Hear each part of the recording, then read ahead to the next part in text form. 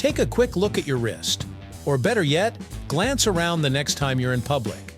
Chances are most people wearing a watch have it strapped to their left hand.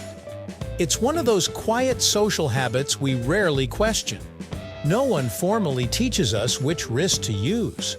There's no universal law, and yet the left wrist somehow became the default.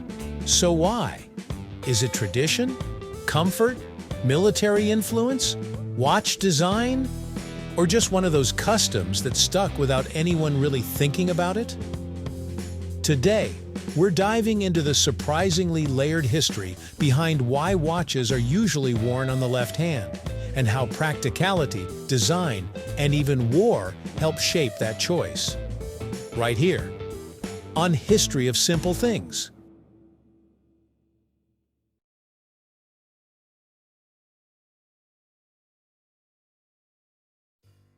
To understand the left wrist habit, we need to go back to a time when wristwatches weren't common at all. For centuries, portable timekeeping meant one thing: the pocket watch. Popular from the 16th century onward, these were usually tucked into waistcoat pockets and attached to chains. Wristwatches, on the other hand, were considered decorative accessories, mostly worn by women. In fact, the first known wristwatch dates back to 1810, when Caroline Murat, Queen of Naples, commissioned one from legendary watchmaker Abraham Louis Breguet. It was delivered in 1812 and described as an ultra-thin, oval-shaped timepiece mounted on a bracelet made of hair and gold thread. At the time, it was more of a luxury novelty than a practical tool. That perception began to shift in the late 19th and early 20th centuries. A major turning point came in 1904, when Brazilian aviator Alberto Santos Dumont asked his friend Louis Cartier to design a watch he could read while flying without removing his hands from the controls. The result was the Santos wristwatch, one of the earliest modern wristwatches created specifically for men. Then came World War I. Soldiers quickly realized pocket watches were impractical in combat. Pulling one from a pocket while coordinating artillery or attacks simply wasn't efficient. Wristwatches, sometimes modified pocket watches fitted with straps, became essential battlefield tools. By the war's end, the wristwatch had transformed from jewelry into a symbol of function, precision, and modern life. But this still doesn't explain why the left wrist won. The most practical explanation comes down to human biology. Most people are right-handed. Even today, roughly 90% of the world's population favors their right hand for writing and fine motor tasks. Wearing a watch on your non-dominant hand simply makes sense. Your dominant hand does more work: writing, lifting, opening doors, using tools. Putting a watch on that wrist increases the chance of scratches, bumps, and general wear. It can also feel uncomfortable when bending your wrist repeatedly. So if you're right-handed, wearing your watch on your left wrist keeps it out of the way. It also makes it easier to check the time while your dominant hand is busy. You can glance down without interrupting what you're doing. Over time, as wristwatches became mainstream in the early 20th century, this practical choice became a social norm. The majority of right-handed people wore watches on the left wrist. The habit spread, and eventually it just became the way it's done. Here's where design quietly locked the tradition in place.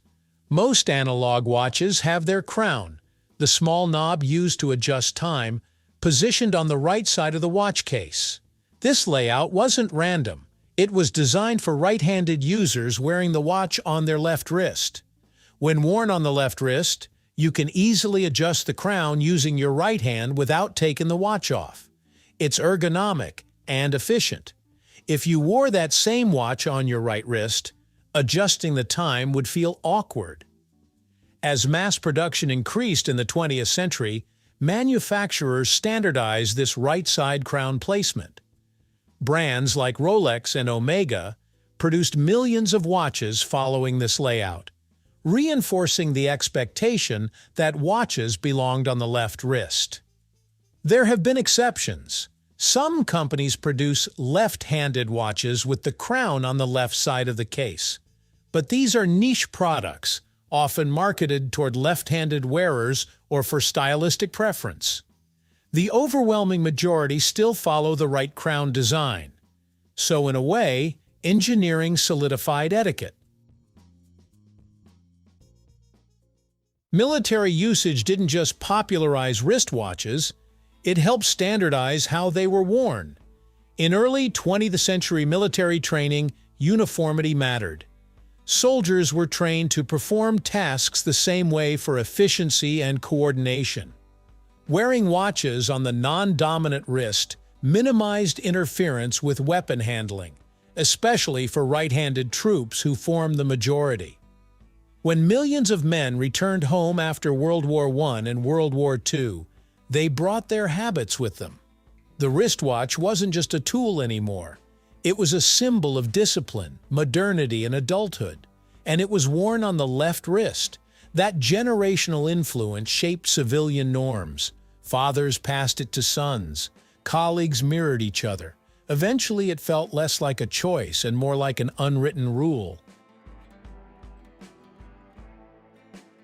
If you're left-handed, you might naturally prefer wearing your watch on your right wrist, and many do.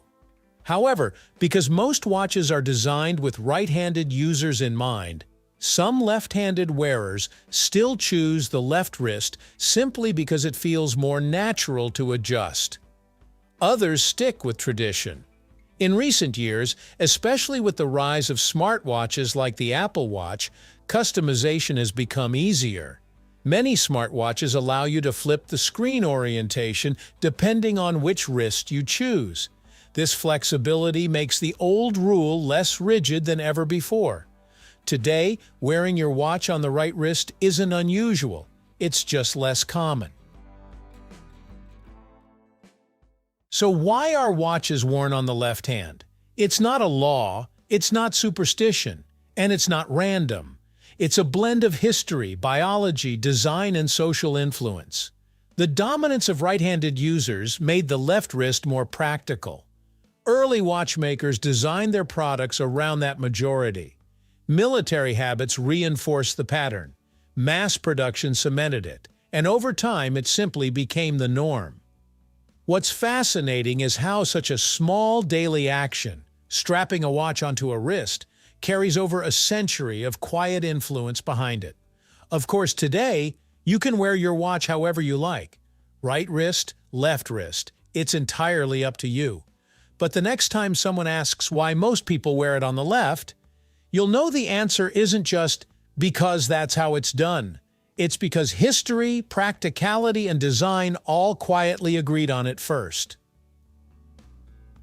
Thank you for watching. If you have suggestions for our next video, feel free to share them in the comments below.